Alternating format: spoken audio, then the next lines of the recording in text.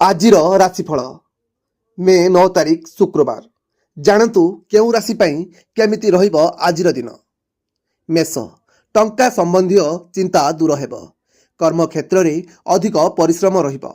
परिवार रे विच्छिन्नता परिस्थिति सृष्टि होई पारे।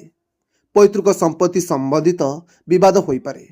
व्यवसाय मध्यम रहिब। वृष, दशम चंद्र जोगु कर्मफल प्राप्ति हेब। अनावश्यक खर्च नियंत्रण करंतु। भ्रमण निश्चित शुभदायक हेब। निज कथा उपरे संयमता रखंतु। परिवार समर्थन पाइबे। मिथुन, राशिघात चंद्र। उधार दियंतु नाही। बंधु मानक सह मनमालिन घटी पारे। नूतन जागा को बुलिबाकु जिबे। विवादीय परिस्थिति उपजी पारे।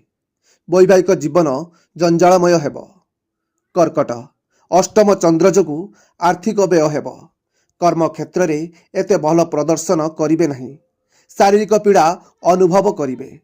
क्यारियर को नहीं छात्र छात्री माने चिंतारे रहिबे। व्यवसायिक माने दूर यात्रा करि पारंत। सिंह, परिवार सुख सम्मान लागि रहिब। लागि रहिथिबा कार्य संपूर्ण हेब। शारीरिक और मानसिक सुख मिलिब। नूतन कार्यर आरंभ मध्य करिवे। स्वास्थ्य रे किंचित समस्या देखा देब। पत्नी सह मनमालिन हेबार संभावना रही। कन्या, हठात आर्थिक लाभ होई पारे।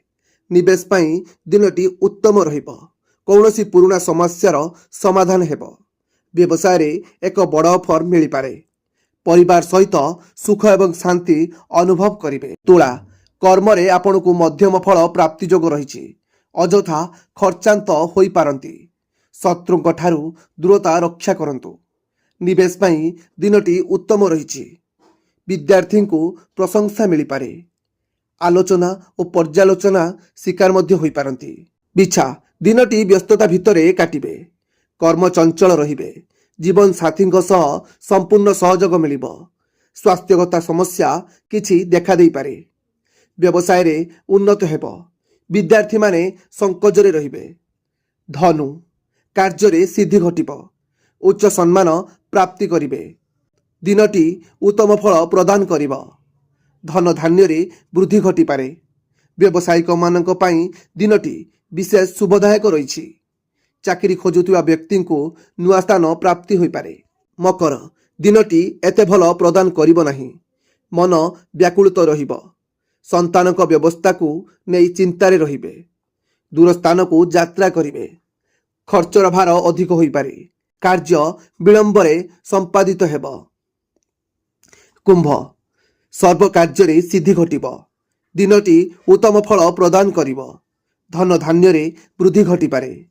व्यवसायिक पई दिनटी विशेष शुभदायक रही। चाकरी खोजुथिबा व्यक्ति को नुआ स्थान प्राप्ति होई पारे। मीन, घात चंद्र जोगु हठात क्षति रे पड़ी पारंती। स्वास्थ्य प्रति यत्नवान हेबा दरकार। चाकरी क्षेत्र रे सामान्य आराम मिलिब। किछि कटु कथा शुणी पारंती। जीवन साथी सह उत्तम समय अतिबाहित करिवे।